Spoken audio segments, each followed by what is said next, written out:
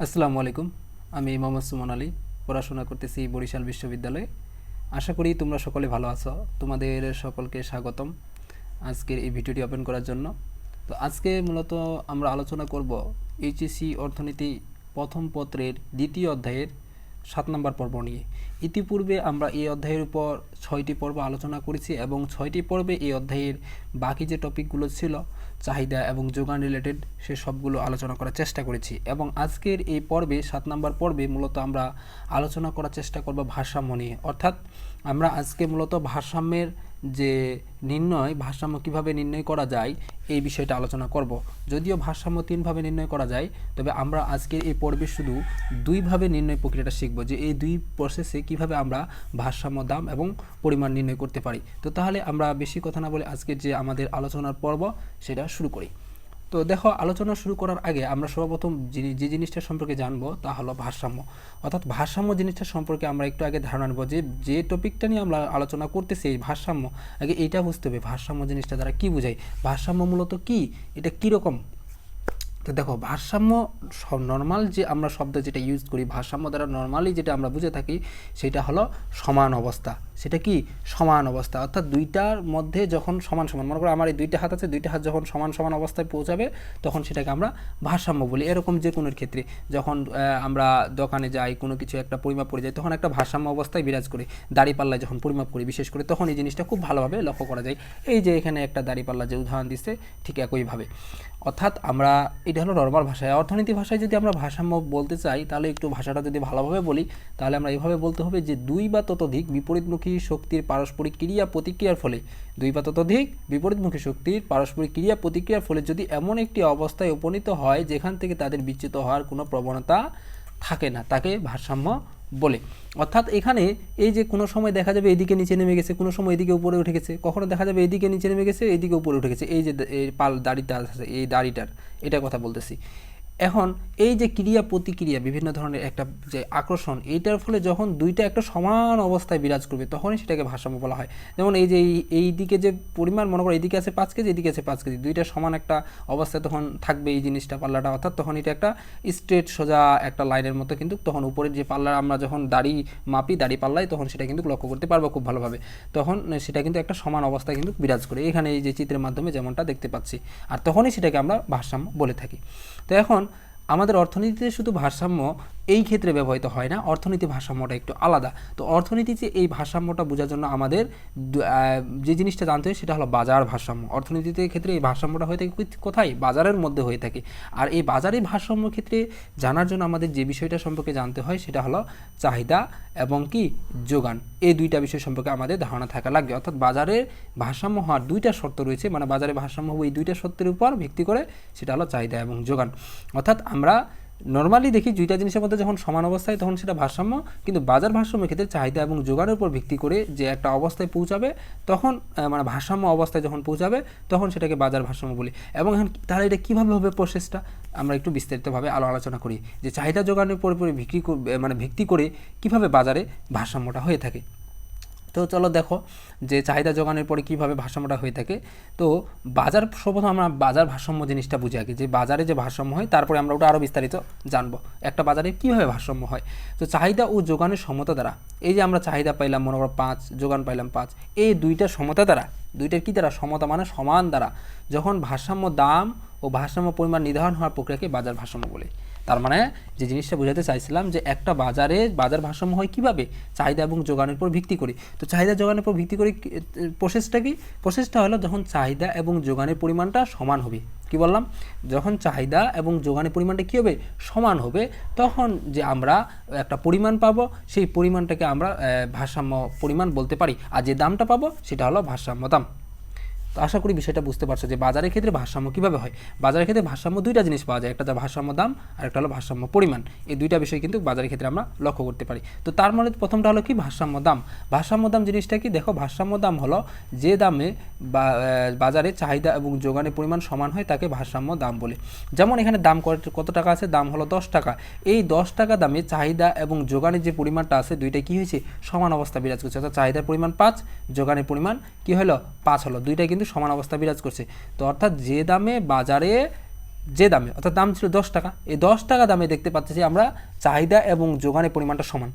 এখন এটা 10 টাকাতে হবে এরকমটা নির্দিষ্ট না, এটা অন্য টাকা হতে পারে, মনে করো এটা 5 টাকা হতে পারে, 10-20 টাকা হতে পারে, যে কোনো কিন্তু পরিমাণটা হতে পারে। তো বিভিন্ন দামে যখন দেখব চাহিদা এবং যোগানের পরিমাণটা সমান হবে, যেই দামটাই থাকুক না কেন, যেই দামে একটা কিন্তু নির্দিষ্ট দাম থাকবে, ওই দামে আমরা দেখব অন্য কোনো দামে কিন্তু এটা ঘটবে না, একটা নির্দিষ্ট দাম থাকবে, সেই দামে চাহিদা এবং যোগানের পরিমাণটা সমান হবে। আর যখনই আমরা এরকমটা লক্ষ্য করতে পারবো, তখনই আমরা সেই যে পরিমাণটা রয়েছে সেই পরিমাণটা করা হলো বলবো ভারসাম্য পরিমাণ, আর যে দামটায় চাহিদা এবং যোগান সমান হয়েছে সেই দামটাকে বলবো ভারসাম্য দাম। আশা করি বিষয়টা বুঝতে পারছো। তো এই যে ভারসাম্য পরিমাণ যেটা বললাম, যে পরিমাণে বাজারে চাহিদা ও যোগান সমতা অর্জিত, তাহলে 5 একক পরিমাণে চাহিদা এবং যোগান সমান হয়েছে, তার মানে তখন এটা হলো ভারসাম্য পরিমাণ। গেল ভারসাম্য দাম এবং ভারসাম্য পরিমাণ। এখন আমাদের যে মেন আলোচ্য বিষয়, এই টপিকটা কিন্তু পরীক্ষার জন্য খুবই ইম্পর্টেন্ট, কারণ এখান থেকে তোমাদের সৃজনশীলতার পসিবিলিটি সবচেয়ে বেশি, এখান থেকে সৃজনশীল কিন্তু দেয়, হামেশাই দেয়, মানে এখান থেকে বেশিরভাগ সময়ই দেয়, হামেশা কেন বলবো, মানে বেশিরভাগ সময় একটা না একটা সৃজনশীল এখান থেকে দিয়েই থাকে, যেভাবে হোক, যে কৌশল হোক।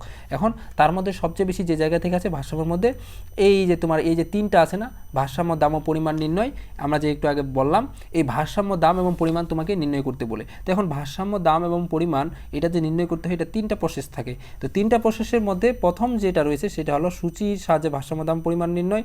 তারপরে আমরা 2 নম্বরে দেখতে পারি যে প্রথমটা হলো সূচির সাহায্যে, তারপর হলো রেখাচিত্রের সাহায্যে, তারপর 3 নম্বর আছে সমীকরণের সাহায্যে। এই 3টা প্রসেসে মূলত ভারসাম্য দাম এবং ভারসাম্য পরিমাণ নির্ণয় করা যায়, নতুবা কিন্তু আমাদের অন্য কোনো প্রসেস নেই, এই 3টা প্রসেসে মূলত নির্ণয় করা হয়। তো এখন দেখো, প্রথম যে রয়েছে সূচির সাহায্যে, এটা পরীক্ষায় আসে না বললেই চলে একবারে, মানে এটা খুব কম দেয় না যে বলবো না, কত খুবই কম দেয়, কারণ ইজি, যে সবাই পারে ইজিলি, ওই জন্য। তবে সব থেকে বেশি যেটা দেয় সেটা হলো 3 নাম্বারটা, যেটা সবার শেষে, তারপরে যেটা দেয় তারপর হলো 2 নাম্বারটা যেটা রয়েছে, মানে সব থেকে বেশি তোমার সমীকরণের সাহায্যে ভারসাম্য দাম ও পরিমাণ যেটা আছে, এটা সব থেকে বেশি দেয় নির্ণয় করতে। তার চেয়ে একটু কম মানে গুরুত্বপূর্ণ হলো রেখাচিত্রের সাহায্যে ভারসাম্য দাম পরিমাণ নির্ণয়, তার চেয়ে আরও যদি কম বলি সেটা হলো সূচির সাহায্যে। কিন্তু তোমাকে সম্পূর্ণ 3টাই শিখে রাখতে হবে, কারণ বলা যাবে না পরীক্ষায় কোনটা দিবে। তবে আমি জাস্ট যেটা বেশি ইম্পর্টেন্ট বলে দিলাম, এখন তুমি সেটা বেশি গুরুত্ব দিবা, যেটা কম ইম্পর্টেন্ট কম গুরুত্ব দিবা, এটাই। তো দেখো, কিন্তু পড়তে হবে সবগুলোই। তো দেখো, প্রথমটা আমরা আজকে মূলত আমরা কিন্তু এই 2টা জিনিসে জানবো, এই সবগুলো কিন্তু আলোচনা করব না। ভারসাম্য দাম ও পরিমাণ নির্ণয়, যে একটা হলো সূচির সাহায্যে ভারসাম্য দাম পরিমাণ নির্ণয়, একটা রেখাচিত্রের সাহায্যে ভারসাম্য দাম ও পরিমাণ নির্ণয়, জাস্ট এই 2টাই আজকে আলোচনা করব, নাহলে কিন্তু পর্বটা অনেক বড় হয়ে যাবে যদি সম্পূর্ণ 3টা আলোচনা করতে যাই। এই পরবর্তী পর্বে আমরা মূলত সমীকরণের সাহায্যে ভারসাম্য দাম ও পরিমাণ আলোচনা করার চেষ্টা করব। তো তাহলে আমরা সর্বপ্রথম জানি যে সূচির সাহায্যে ভারসাম্য দাম ও পরিমাণ নির্ণয়, কিভাবে সূচির সাহায্যে আমরা ভারসাম্য দাম ও পরিমাণ নির্ণয় করতে পারবো। তো দেখো, সূচির সাহায্যে ভারসাম্য দাম পরিমাণ নির্ণয় যে প্রসেসটা, সেটা আমরা আলোচনা করি। তো সূচির সাহায্যে ভারসাম্য দাম পরিমাণ নির্ণয় করার জন্য তোমার পরীক্ষায় কিছু ইনফরমেশন তারা দিয়ে দিবে। কী কী ইনফরমেশনগুলো দিবে? তারা এই দ্রব্যের দাম যে রয়েছে সেই দামগুলো দিয়ে দিবে, 1, 2, 3 এভাবে তারা অন্য দিতে পারে, মানে তারা মূলত দামগুলো দিয়ে দিবে, দাম যেটাই তো দিয়ে দিবে আর কি। এখানে আমরা 1 ধরছি, তারপর 2, তারপর 3, আর চাহিদার পরিমাণ কিউটি যেটা রয়েছে এগুলো দিয়ে দিবে, প্রথমে 20, তারপর 15, তারপর 10, এটা ওনারা দিয়ে দিবে। তারপর যোগানের পরিমাণ যেটা রয়েছে কিউএস, এটাও দিয়ে দিবে, 10, 15, 20 এগুলো পরিমাণগুলো মূলত তারা দিয়ে দিবে যখন বলবে সূচির সাহায্যে ভারসাম্য দাম পরিমাণ নির্ণয়। এখন তোমার বাকি যে কাজটা রয়েছে, এই যে 2টা যে আমরা বাকি আলাদা করে আমরা এই যে কলাম নিয়েছি, এই কলামগুলো তোমাকে আলাদা করে, বাকি যে দেখতে পাচ্ছ এগুলো তোমাকে আলাদা করে অঙ্কন করতে হবে এবং লিখতে হবে এবং সূচিটা করতে হবে আলাদা করে, তোমাকে 2টা এক্সট্রা ঘর টানতে হবে আর কি। তো এখন এখানে দেখো, এই যে তোমার আলাদা করে যে 2টা তুমি ঘর টানবা, এই ঘরগুলোতে তোমার আলাদা কিন্তু কথাগুলো লিখতে হবে। এখন এইগুলোই হলো তোমার কিন্তু মেইন কথা। তুমি কিন্তু এই যে দেখো, সূচির সাহায্যে যখন ভারসাম্য দাম ও পরিমাণ নির্ণয় করতে বলবে, তুমি কিন্তু উত্তর পেয়ে গেছো। উত্তর কিন্তু তুমি এইগুলো যদি নাও করো, এই যে শেষের 2টা যে তোমার ঘর এক্সট্রা করে আমরা অঙ্কন করছি, এই 2টা যদি নাও করো, তুমি এমনিতেই কিন্তু সূচির সাহায্যে ভারসাম্য দাম এবং পরিমাণ কিন্তু নির্ণয় করতে পারবা ইজিলি, কোনো সমস্যা হবে না। কিন্তু এগুলো দিলে তোমার একবারে খুব ভালো হয়, অ্যাপ্রোপ্রিয়েট অ্যান্সারটা আসে, মানে সঠিক, খুব মানে টিচারের একটা মন আকর্ষণকারী আর কি, যেটাকে বলে, মানে এইটা দিলে সবচেয়ে বেস্ট হয় আর কি। আর তুমি যদি এমনিতে দাও তাহলে কিন্তু হবে না যে ওটা না, তবে তোমার ওইটার নাম্বার কম দেওয়ার পসিবিলিটি সবচেয়ে বেশি, কারণ এটা অনেক সংক্ষিপ্ত একটা প্রশ্ন, যদিও এটা গ নাম্বারে আসে কিন্তু প্রশ্নটা উত্তরটা অনেক ছোট হয়, যার কারণে তোমাকে একটু ব্যাখ্যা করার চেষ্টা করতে হবে। তুমি যদি আরও ওটা সংক্ষিপ্ত করে দাও তাহলে কিন্তু হবে না।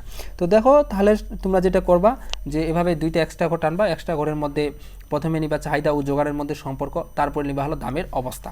তো প্রথম পর্যায়ে দেখতে পাচ্ছ যে চাহিদা ও যোগানের মধ্যে সম্পর্ক, দাম যখন 1 টাকা ছিল তখন দেখি, তখন কিসের পরিমাণটা বেশি? চাহিদার পরিমাণ বেশি, যোগানের পরিমাণ কম, তার মানে চাহিদার পরিমাণটা বেশি নিলাম, যোগানের পরিমাণটা কম নিলাম, তার মানে কোনটা হবে? কিউডি বড়, কিউটি বড় না, চাহিদা পরিমাণটা বলো, ওই জন্য আমরা গ্রেটার দেন এই যে এটা আছে এদিকে আমরা কিউটি নিছি, এদিকে হলো কিউএস নিছি, বুঝতে পারছো? তো এখন অনেকে এই যে গ্রেটার দেন, এই যে লেস দেন আছে না, এগুলো বুঝতে পারে না। এটা মনে রাখার সহজ উপায় একটা বলি, এটা মানে আর ভুলবাড়া জীবনও, এটা যেদিকে থাক ওটা বড় বিষয় নয়, তোমার মাথায় রাখতে হবে এই যে গ্যাপটা রয়েছে, গ্যাপের পরিমাণটা, ফাঁকা যে জায়গাটা আছে এটা বেশি না নাই। তো এভাবে আমি মনে রাখতাম, এদিকে ফাঁকা বেশি মানে কি, এদিকে সবসময় বড় জিনিসটা হবে, এদিকে ফাঁকা নাই, ফাঁকা কম মানে নাই বলতেই চলে, ফাঁকাই নেই, তার মানে এদিকে হলো সবসময় ছোটো জিনিসটা বসবে। ঠিক তেমনিভাবে এদিকে সবসময় বড় জিনিসটা বসবে, এদিকে সবসময় কী বসবে, ছোটো জিনিসটা বসবে, হয়ে গেল ইজিলি। এইভাবে তোমরা মনে রাখতে পারো যে এদিকে একটু যে গ্যাপ পরিমাণটা বেশি আছে, তার মানে এদিকে হলো তোমার বড় জিনিসটা, বড় সংখ্যাটা, এদিকে গ্যাপ নেই তার মানে ছোটো। ঠিক তেমনিভাবে এদিকেও এভাবে তোমরা ইজিলি কিন্তু ভুলবে না, এভাবে যদি মনে রাখো। আমি এভাবে মনে রাখতাম যখন, এখন তো আর ভুলি না, কিন্তু আগে এগুলো ভুলে যাইতাম আর কি। তো দেখো তার মানে এখানে গেল। তো এখন এই যে দামের তখন যে অবস্থা হবে, জিনিসটা দেখো খুব ভালোভাবে খেয়াল করে, কিন্তু তখন দামের অবস্থা কীরকম হবে এখানে খুব মনোযোগ দাও, একবারে ক্লিয়ার হয়ে যাবে। দেখো আমাদের এখানে কি ছিল, কিসের পরিমাণটা বেশি ছিল, আমাদের চাহিদার পরিমাণটা বেশি ছিল, যোগানের পরিমাণটা কি ছিল, কম ছিল। তার মানে কি বোঝাচ্ছে, চাহিদা আমরা কিন্তু আগে আলোচনা করছি, যোগান আগেই কিন্তু আলোচনা করছি, যোগান জিনিসটা কি, চাহিদা জিনিসটা কি, আবার বলে দিচ্ছি। দেখো চাহিদার মানে সংজ্ঞাটা বলবো না, জাস্ট শুধু বোঝার ক্ষেত্রে, চাহিদা হলো আমরা যেটা নিতে চাই সেটা হলো চাহিদা, আমাদের যেটা দরকার প্রয়োজন আমার লাগে সেটা হলো চাহিদা। আর যোগান হলো কি, আমরা যেটা দিতে চাই মানে বিক্রি করতে চাই সেটা হলো যোগান। তো এখন দেখো তার মানে আমরা প্রথম যখন দাম 1 টাকা, তখন কিসের পরিমাণটা বেশি লক্ষ্য করতে পারি, আমাদের চাহিদার যে পরিমাণটা রয়েছে চাহিদার পরিমাণ বেশি, তখন যোগানের পরিমাণটা কী হয়েছে, যোগানের পরিমাণটা কম। তার মানে একটা যে উদাহরণ দিই, এই উদাহরণটা দিলে সবগুলো ক্লিয়ার হয়ে যাবে। দেখো তুমি মনে করো একটা দোকানে গেছো, তোমার দোকানে যাওয়ার পর তুমি দেখলা সেখানে তোমার কলম আছে 10টা দোকানে, কিন্তু তোমার কলম দরকার হলো 20টা। তোমার কলম দরকার কয়টা, 20টা। তোমার কলম দরকার কিন্তু 20টা, কিন্তু কলম আছে কয়টা, 10টা। মানে তোমার আরও কিন্তু বেশি পরিমাণটা দরকার। তো তখন দামের যে অবস্থা, তখন দামটা বৃদ্ধি পাবে। কেন বৃদ্ধি পাবে, নর্মাল একটা দেশের বাজার বুঝো, এটা উদাহরণ হচ্ছে, এই উদাহরণটা দিই তাহলে আরও খুব ভালোভাবে বুঝতে পারবা। মনে করো দেশের যে পণ্য, আমাদের দৈনন্দিন যে খাবার, যে সবজি, যেগুলো পণ্যগুলো লাগে, তো এগুলো মনে করো মানুষের যে চাহিদা এটা কিন্তু অনেক। তো সেই তুলনায় মানুষের মনে করো প্রতিদিন, কথার কথা জাস্ট উদাহরণ বলছি, প্রতিদিন 20 মণ করে বা 20 টন করে খাবার লাগে, কিন্তু খাবার হঠাৎ কোনো একটা কারণে, প্রাকৃতিক দুর্যোগ বা কোনো একটা সমস্যার কারণে মনে করো খাবারের পরিমাণটা কমে গিয়ে প্রতিদিন 10 টন শুধু খাবারে আসে, আর বাকি 10 টন গ্যাপ হয়ে যায়, বাকি 10 টন থাকে না। তখন এই যে 10 টনের যে পরিমাণটা রয়েছে এই যে খাবারের, সেই পরিমাণটা তখন দাম বেড়ে যাবে না? কেন বেড়ে যাবে? কারণ তখন ওই যে কম যে পরিমাণটা রয়েছে, ওই কম পরিমাণটাকে মানুষজন সবাই, মানে আগে তো তাদের বেশি লাগতো আরও, তো এখন পরিমাণটা তো এমনিতে কমেছে, সবাই ওটা নেওয়ার জন্য মারামারি, মানে বিভিন্ন ধরনের ঝামেলা কিন্তু সৃষ্টি হবে কিন্তু। তো তখন কিন্তু এই কারণে তখন এই পণ্যটার কিন্তু দাম বেড়ে যায়। নর্মালি যে দেশের দেখো যে আমরা কিন্তু এই যদি লক্ষ্য করি, ইদানিং এক সময় যে ঘটনা ঘটলো 1-2 বছর আগে, যে এক সময় হঠাৎ করে পেঁয়াজের দাম অনেক বেড়ে গেছিলো। কেন বেড়ে গেছিলো? তখন পেঁয়াজের তত আমদানি ছিল না, অনেক কমে গেছিলো, তখন যোগানের পরিমাণটা কম ছিল, কিন্তু মানুষের চাহিদা অনেক। তো এরকম বিভিন্ন সময় বিভিন্ন প্রেক্ষাপটে এরকম ঘটনাটা ঘটে থাকে, সেটা দেশের অর্থনৈতিক, রাজনৈতিক বিভিন্ন কারণে হয়ে থাকে এটা। তো এভাবে মূলত তখন কি হয়, তখন দামের ক্ষেত্রে দামটা বৃদ্ধি পায়। আর দ্বিতীয় যখন আমরা আরেকটা পরিস্থিতি দেখলাম, যখন দাম হলো 2 টাকা, তখন চাহিদার পরিমাণ ছিল 15, যোগানের পরিমাণ ছিল 15। তার মানে চাহিদা এবং যোগানের পরিমাণটা সমান, ওই জন্য আমরা এখানে সমান চিহ্ন দিয়েছি। তো তার মানে সমান মানে কি, ভারসাম্য অবস্থা। তখন তার মানে তখন ভারসাম্য দাম ও পরিমাণ, তখন আমরা কি পাই, ভারসাম্য দাম এবং পরিমাণ পাই। অর্থাৎ ভারসাম্য দাম হলো তখন কত টাকা, 2 টাকা।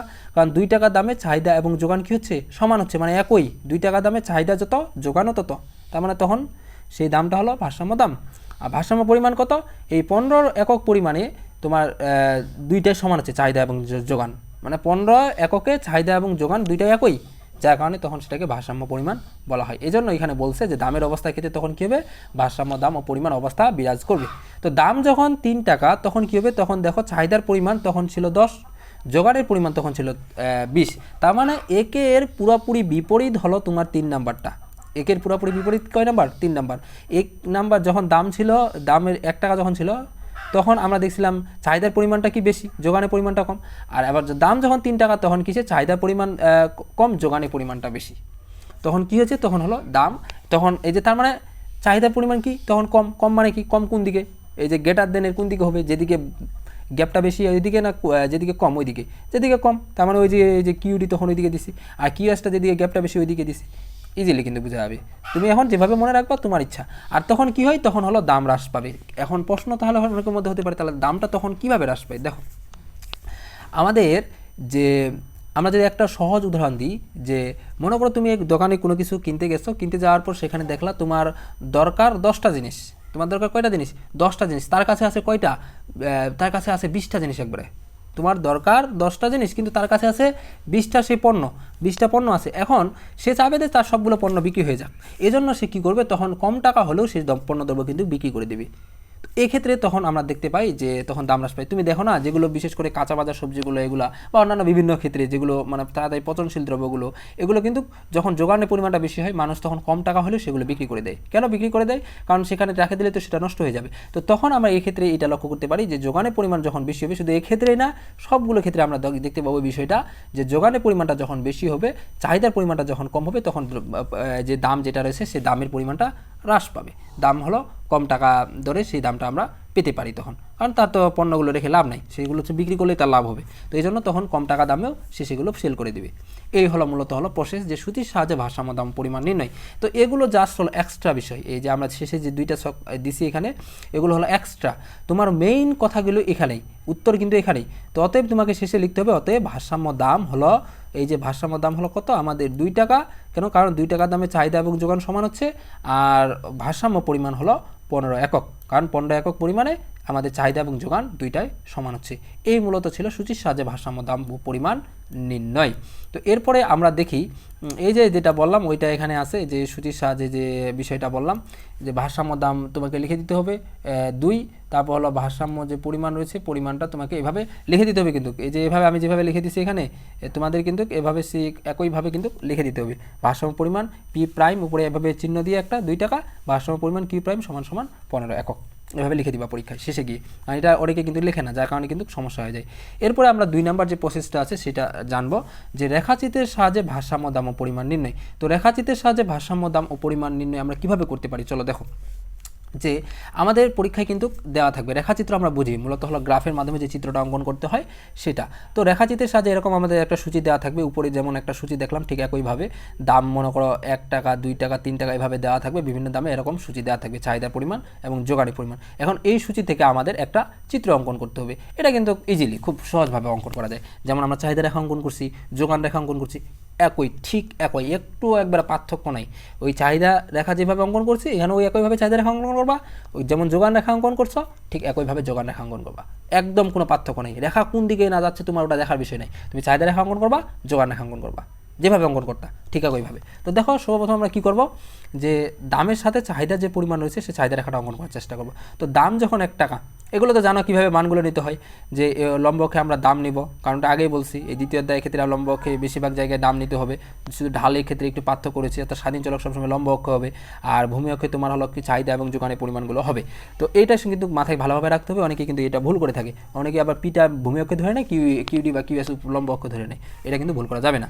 তো দেখো দাম যখন 1, তখন চাহিদার পরিমাণ আমাদের কত ছিল, চাহিদার পরিমাণ ছিল 20, তার মানে 20 কোন বিন্দু, এই যে এই বিন্দু, মানে একের দিক থেকে টানবো। আরেকটা বিষয় ক্লিয়ার করে দিই, অনেকে এটা কনফিউশন হতে পারে, যে যারা নতুন তারা কিন্তু বুঝতে পারবে না।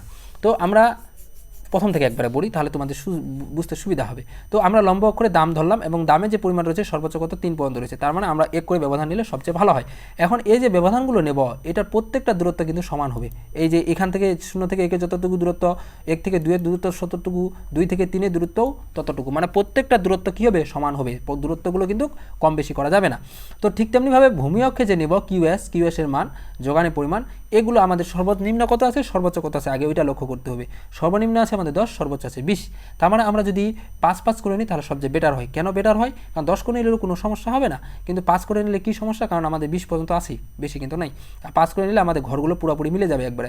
প্রথমে হলো 10 আছে, 15 আছে, 20 আছে, আর পুরোপুরি মিললে চিত্রটা সৌন্দর্য হয়। কারণ এগুলোর ক্ষেত্রে তোমার পরীক্ষায় গ্রাফ নাও দিতে পারে। এখন গ্রাফ না দিলে তোমার খাতায় অঙ্কন করতে হবে, আর খাতার ক্ষেত্রে অ্যাপ্রোপ্রিয়েট, মানে যেটা বক্সের সাথে পুরোপুরি অ্যাপ্রোপ্রিয়েট যদি সংখ্যাটা নাও তাহলে সবচেয়ে বেস্ট হয়। আর এগুলো সব স্কেল দিয়ে করবা, স্কেল কখনো এমনি খালি হাত দিয়ে এমনিতে জাস্ট অঙ্কন করবা না, স্কেল দিয়ে মাপে মাপে একবারে করবা। তো তাহলে প্রথমে নিলাম 5, তারপর 10, তারপর 15, 20, আর এই প্রত্যেকটা ঘরের দূরত্ব কিন্তু অলওয়েজ সমান হবে, এটা খুব ভালোভাবে মাথায় রাখিও, কারণ এগুলো কিন্তু কম বেশ হলেই তোমার চিত্র নষ্ট হয়ে যাবে। তো যখন দাম ছিল 1 টাকা, দেখো তখন চাহিদা পরিমাণ 20। আগে চাহিদাটা শেষ করব। মনে করো কথার কথা, এই যে যোগান আছে, এই যে আমরা যোগান দেখতেছি না, মনে করো এই যোগানটা নাই, তুমি এভাবে করবা, অঙ্কন করবা। প্রথমে দেখবা এই যোগানটা আছে না, যোগান নাই, মনে করো যোগান নাই, যোগান দেখা বিষয় নেই, যোগান কোনো মানে যোগান রেখাই নাই মনে করো প্রথম দিকে, তুমি এটা লক্ষ্য করবা। তো প্রথমে তাহলে এইভাবে কি করবা, দেখো যে চাহিদা যখন দাম ছিল 1, তখন চাহিদা পরিমাণ 20, তার মানে 1 এর সাথে কত সম্পর্ক, 1 থেকে রেখা টানবা, এদিক 20 আছে না, 20 থেকে একটা রেখা টানবা, রেখা যে জায়গায় মিলিত হবে এখানে একটা বিন্দু দিবা। যখন দাম হলো 2, তখন চাহিদা পরিমাণ কত, 15, তাহলে 2 এর দিক থেকে একটা রেখা টানবা, আর এদিক কত আছে 15, 15 দিক থেকে একটা রেখা টানবা, দুই বিন্দু যে জায়গায় মিলিত হবে, 2 রেখা, ওই জায়গায় একটা বিন্দু দিবা। দাম যখন 3, তখন চাহিদা পরিমাণ কত, 10, তার মানে 3 দিকে একটা রেখা, 10 এর দিক থেকে একটা রেখা, যে জায়গায় মিলিত হবে এখানে একটা বিন্দু। 3টা বিন্দু পাইলাম না, এখন এই 3টা বিন্দু একটা সোজা স্ট্রেট লাইন টানবা, সোজা একবারে একটা সোজা একটা লাইন টানবা, একবারে সোজা লাইন, কোনো যেন বাঁকা না হয়। এই লাইনটা কিন্তু একবারে সোজা হবে, কোনো কিন্তু বাঁকা হবে না, কারণ যদি বাঁকা হয় তার মানে তোমার চিত্র ভুল হয়ে গেছে। তো তারপর হলো যে দেখো আমাদের এটা চলে গেল, এবার এটা বাদ, এটা আমাদের কি বাদ, এটা হয়ে গেল। তার মানে আমাদের এবার যে এই যে এইটা রয়েছে যোগানের পরিমাণ, অর্থাৎ দামের সাথে এবার আমরা কি করব, এই যে যোগানের যে পরিমাণ আছে, যোগানের পরিমাণ সম্পর্ক নির্ণয় করব। একবার দামের সাথে চাহিদা, এবার হলো দামের সাথে কি যোগান। তো দাম যখন 1 টাকা, তখন যোগানের পরিমাণ কত, 10, 1 এর সাথে কত, এই যে 10 আছে, তার মানে কোন বিন্দু, এই বিন্দু, এই যে এখানে বিন্দুটা পাইলাম, অন্য কালার দিই তাহলে তোমাদের বুঝতে সুবিধা হবে, লাল কালারটা দিই। দেখো দাম যখন, তাহলে দাম যখন কত, দাম যখন 1, তখন যোগানের পরিমাণ কত, 10, 10 মানে কোন বিন্দু, এই বিন্দু, আমরা কিন্তু পেয়ে গেছি 1 এর সাথে 10, এটা আগে দেওয়া হয়েছিল। দাম যখন 2 টাকা, তখন যোগানের পরিমাণ কত, 15, তার মানে দাম হলে 2 টাকা, এই দিক থেকে একটা টানবা 15, এদিকে রেখা আছে কিন্তু, তার মানে আমরা নতুন করে রেখা টানার দরকার নেই, রেখা যেহেতু আছে। তো এরপরে দেখো দাম যখন 3, তখন যোগানের পরিমাণ কত, 20, তাহলে 3 থেকে একটা রেখা টানবো, টানছি, আর যোগানে যে পরিমাণ 20 আছে, এই 20 থেকে একটা রেখা টানবো সোজা। তো 2 রেখা যে জায়গায় মিলিত হয়, এখানে একটা বিন্দু নেব, একটা বিন্দু পাইছি। তো 3টা কিন্তু আমরা বিন্দু পাইলাম, এই 3টা যে বিন্দু আছে, এই 3টা বিন্দু আমরা এখন একটা রেখা টানবো, এই রেখাটা হলো আমাদের যোগান রেখা। 2টা কিন্তু আমরা রেখা পেয়ে গেলাম, একটা রেখা হলো বাম থেকে ডানে নিম্নগামী, আর একটা হলো বাম থেকে ডানে ঊর্ধ্বগামী। যেটা বাম থেকে ডানে নিম্নগামী, এটা হলো চাহিদা রেখা, কারণটা বাম থেকে ডানে নিম্নগামী হয়েছে, আমরা জানি বাম থেকে ডানে নিম্নগামী হলো চাহিদা রেখা। আর একটা রেখা হলো বাম থেকে ঊর্ধ্বগামী, আর আমরা জানি বাম থেকে ডানে যখন ঊর্ধ্বগামী হয়, সেই রেখাটা হলো আমাদের যোগান রেখা, সেই রেখাটা হলো আমাদের ঢাল হলো কি ধনাত্মক, আর চাহিদা রেখা ঢাল হলো কি, যার কারণে ঋণাত্মক বলা হয়। এখন যে বিষয়টা আছে আমাদের সূচির সাহায্যে যে আমাদের ভারসাম্য দাম পরিমাণ যেটা নির্ণয় করতে বলছে, এখন হলো মেইন বিষয়। এভাবে চিত্রটা অঙ্কন করবো, আমরা এটা কেটে দিই তোমাদের বোঝার সুবিধার্থে, যাতে বুঝতে পারো সুন্দরভাবে। এখন দেখো যে আমরা মেইন যে টপিকের মধ্যে এখন আসি, তোমার যে উত্তরটা বাই করতে হবে। দেখো এখানে কত টাকা দামে আমরা দেখতে পাচ্ছি চাহিদা এবং যোগান ভারসাম্য অবস্থা হয়েছে, কত টাকা দামে। তুমি যদি এই চিত্রটা, অনেকে কিন্তু এটা বুঝতে পারে না, এখান থেকে বের করতে পারে না, সমস্যা না, ইজিলি বের করতে পারবা। তুমি সর্বপ্রথম এখানে দেখার দরকার নাই, তুমি যারা একটু বুঝতে সমস্যা হয় তাদেরকে আমি বলবো, তোমরা এই যে সূচিটা আছে না, সূচিটাতে দেখবা। কেন সূচিটাতে দেখবা বলছি, কারণ সূচিটাতে দেখলে তুমি ইজিলি নির্ণয় করতে পারবা। কারণ আমরা একটু আগে দেখলাম যে সূচির সাহায্যে কীভাবে ভারসাম্য দাম পরিমাণ নির্ণয় করা হয়। তো সেখানে আমরা কী করছিলাম, দেখছিলাম যে টাকায় চাহিদা এবং যোগান সমান হয়েছে, সেই টাকাটা হলো ভারসাম্য দাম, বা যে দামে চাহিদা এবং যোগান সমান হয়েছে সেটা হলো ভারসাম্য দাম, আর যে পরিমাণে চাহিদা যোগান সমান হয়েছে সেটা হলো ভারসাম্য পরিমাণ। তার মানে এখন এই সূচিটার মধ্যে লক্ষ্য করো, কত দামে চাহিদা ও যোগান সমান হয়েছে, এই 2 টাকা দামে চাহিদা এবং যোগানের পরিমাণটা একই হয়েছে, চাহিদা 15, যোগানও 15, কত টাকা দামে, 2 টাকা দামে। তার মানে আমাদের এখানে ভারসাম্য দাম হলো কত, ভারসাম্য দাম পি হলো আমাদের 2, পি হলো কত 2, আর ভারসাম্য পরিমাণ হলো কত, ভারসাম্য পরিমাণ আমাদের কিউ হলো কত, ভারসাম্য পরিমাণ হলো আমাদের 15। কেন ভারসাম্য পরিমাণ 15, কারণ 15 একক পরিমাণে আমরা দেখতে পাচ্ছি যে চাহিদা এবং যোগান সমান, মানে 15 এককে সমান। এখানে কি সমান হয়েছে, এখানে 20, এখানে 10 আলাদা হয়েছে, তার মানে এটা কখনো পরিমাণ নয়, এখানে 10 এখানে 20 আছে, মানে এগুলো কম বেশি আছে, কিন্তু এখানে 2টাই সমান হয়েছে। আর যখনই এরকম 2টাই সমান হবে, সেটাই হলো আমাদের ভারসাম্য পরিমাণ। এবার ইজিলি কিন্তু এটা হয়ে গেল। এখন তুমি এটা যদি কেউ না বুঝে, এইভাবে তুমি জাস্ট দিলেই হয়ে গেল, শেষ। অতএব লিখবা, অতএব ভারসাম্য দাম হলো 2 আর ভারসাম্য পরিমাণ হলো 15, শেষ, কোনো ঝামেলার দরকার নাই। কিন্তু এখন কেউ যদি চিত্র থেকে বুঝতে চাই, চিত্র থেকে কীভাবে বুঝতে হয় দেখো, এখানে তুমি লক্ষ্য করবা যে বিষয়টা, চাহিদা এবং যোগান রেখা, কী রেখা, চাহিদা এবং যোগান রেখা, 2 রেখা যে বিন্দুতে মিলিত হবে সেই বিন্দু হলো ভারসাম্য বিন্দু।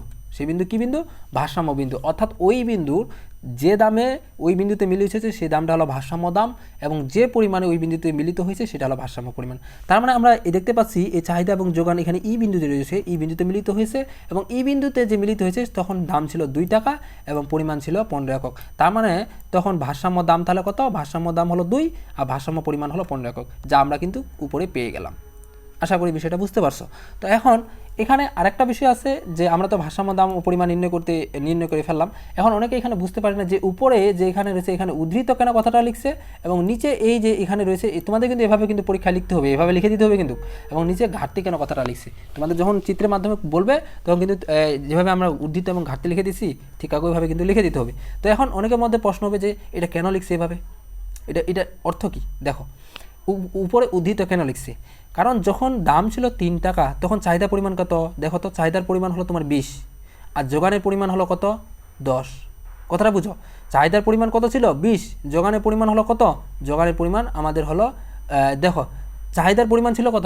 সরি ভুল বলছি, দেখো তখন চাহিদার পরিমাণ এই যে রেখাটা, এটা চাহিদা রেখা না আমাদের, বাম থেকে ডানে নিম্নগামী হয়েছে, এই রেখার সাথে মিলিত হয়েছে না নাই? তো এই রেখার সাথে মিলিত হয়েছে মানে তখন চাহিদা, এটা তখন চাহিদার পরিমাণ ছিল 10, আর এই যে রেখা এটা হলো যোগান রেখা, এই রেখার এই বিন্দুতে মিলিত হয়েছে এই রেখাটা, যখন দাম ছিল 3 তখন যোগানের পরিমাণ কত? যোগানের পরিমাণ 20। তার মানে দেখো তোমার দরকার একটা মানে দোকানে গেলা কলম কিনতে, সেখানে দেখলা গিয়ে তোমার দরকার হলো 10টা কলম, কিন্তু সেখানে আছে 20টা কলম, সেখানে আছে কয়টা? 20টা কলম। তার মানে 10টা অতিরিক্ত আছে না নাই? আর অতিরিক্ত কথাটাকে অর্থনীতি ভাষায় উদ্ধৃত বলা হয়, এই জন্য বলছে এখানে হলো উদ্ধৃত ঘটে এই অবস্থায় যখন উপরের দিকে থাকে, আর যখন নিচের এই অবস্থায় আসে থাকে তখন যে অবস্থাটা বিরাজ করে তখন হলো দেখো তখন দাম চাহিদা কত? এই যে এটা হলো কোন রেখা? যোগান রেখা, এটা হলো চাহিদা রেখা, চাহিদা হলো কত? চাহিদা হলো 20, যোগান কত? যোগান হলো 10। তার মানে তার উল্টা, এখন তোমার দরকার হলো কয়টা কলম? 20টা কলম, কিন্তু আছে কয়টা কলম? দোকানে যে গেলাম মনে আছে 10টা কলম, তার মানে 10টা আরও লাগবে না এক্সট্রা, তখন একটা ঘাটতি খাইলো না নাই? তখন ঘাটতি একটা অবস্থা বিরাজ করছে, এজন্য বলছে তখন এই যে অবস্থা এই অবস্থায় তখন ঘাটতি অবস্থা বিরাজ করে, যেটা এই যে সংক্ষেপে এখানে তোমাদের এই যে 3টা যে পয়েন্ট দেওয়া হয়েছে এই 3টা পয়েন্টে ব্যাখ্যা করছে কিন্তু কোনোরা।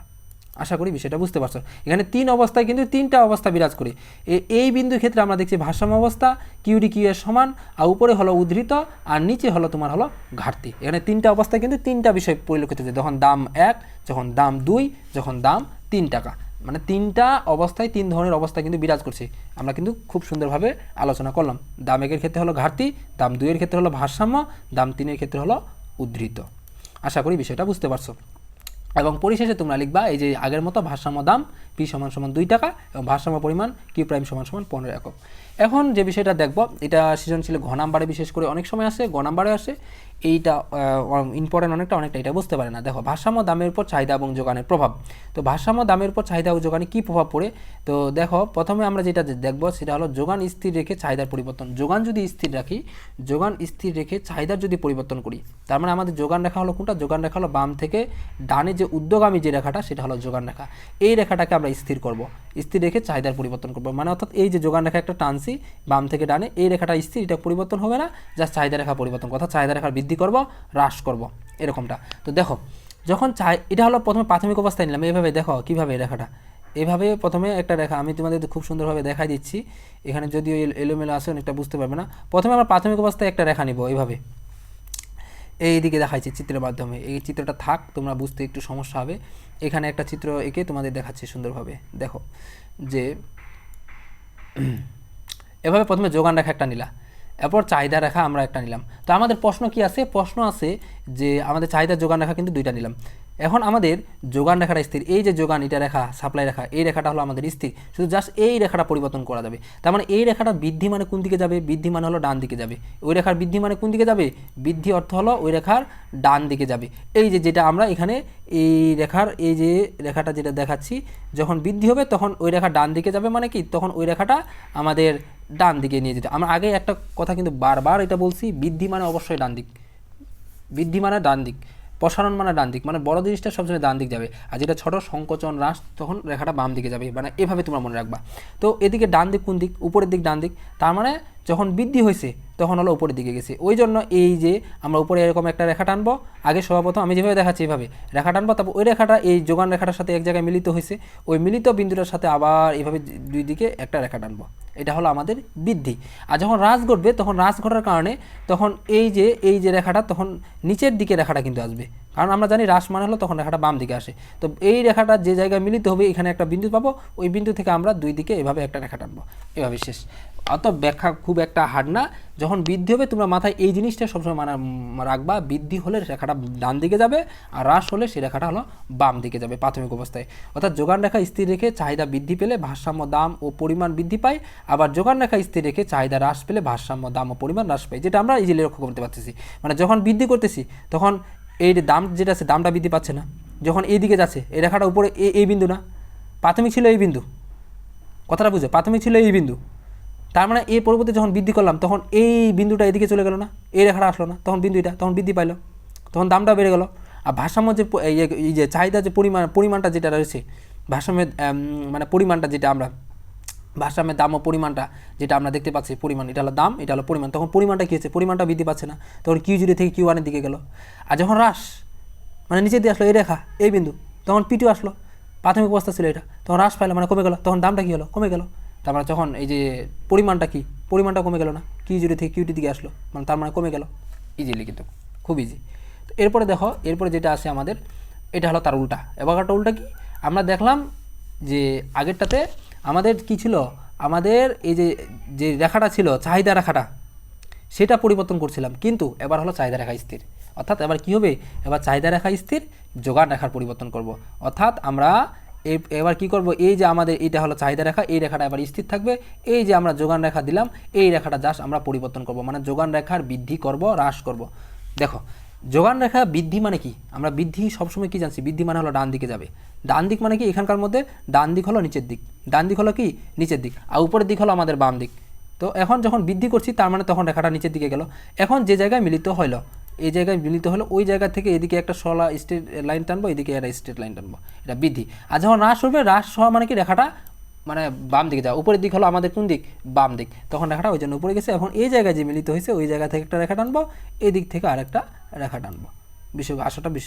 বিষয়টা আশা করি বুঝতে পারছো। তো যখন এদিকে হলো বৃদ্ধি আর এদিকে হলো হ্রাস, তো যখন বৃদ্ধি করছি দেখো এই কথাগুলো কিন্তু খুব ভালোভাবে দেখো, যখন আমরা বৃদ্ধি করলাম চাহিদা স্থির রেখে, যখন যোগানটা বৃদ্ধি করলাম এই চাহিদা স্থির রেখে, চিত্রে দেখাচ্ছি, এই চিত্রটা একটু এলোমেলো হয়ে গেছে আমাদের সুন্দরভাবে, এই চিত্রটা এখানে এই যে সংক্ষেপে দেখা দিছে, যখন চাহিদা স্থির রেখে যোগান বৃদ্ধি পেলে, এই যে যোগানটা আমাদের বৃদ্ধি পেলে মানে বৃদ্ধি করা মানে কি, এই দিকে আসা, এই যে এই রেখাটা, এই যে রেখাটা দেখতেছি এই রেখা, তখন দাম হ্রাস পায়। এই যে দামের যে পরিমাণটা রয়েছে সেটা কমে গেল না, এই বিন্দু পাইলাম মানে কি, এই বিন্দু সোজা রেখা P2 না, তখন দামের পরিমাণটা কী হলো, কমে গেল, P0 থেকে P2 নিচের দিকে আসা মানে কি, কমে যাওয়া, হ্রাস পায়। এবং পরিমাণটা যেটা রয়েছে আমাদের যে পরিমাণটা ছিল সেই পরিমাণটা আবার বৃদ্ধি পায়। তখন Q0 ছিল, বিন্দু আসলো কোথায়, এবার হলো Q1, তার মানে আবার পরিমাণটা কী হলো, বৃদ্ধি পেয়ে গেল।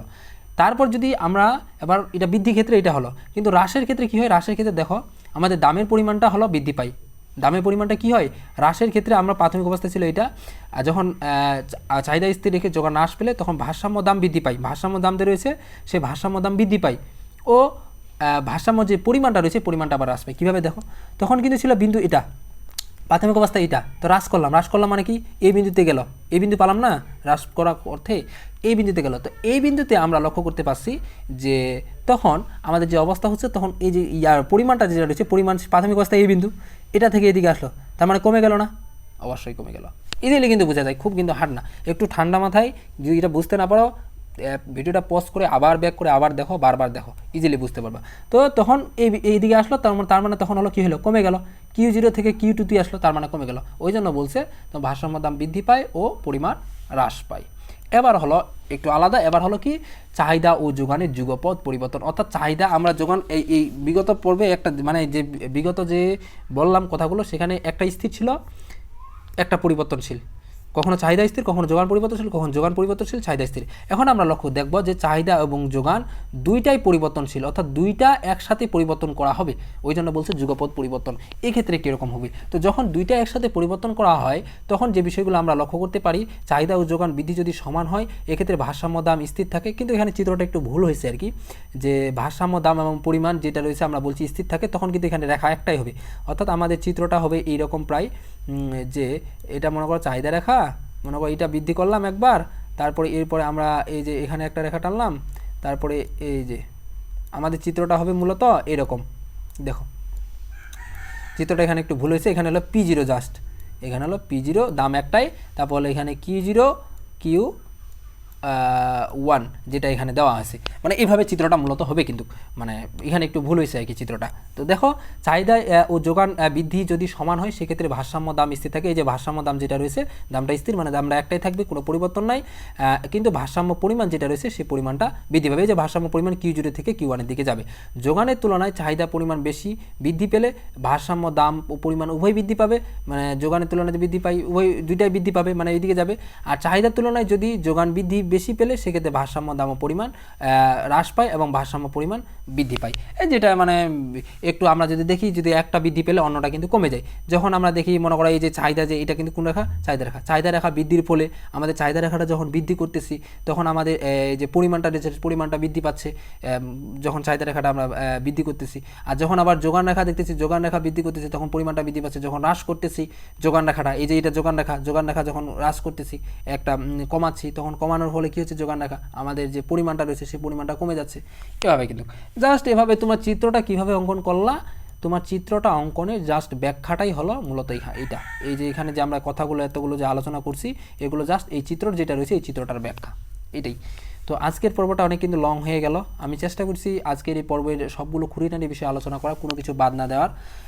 আশা করি তোমাদের এই পর্বটা অনেক উপকারে হবে এবং তোমরা আশা করি এটাতে অনেক এনজয় করেছো।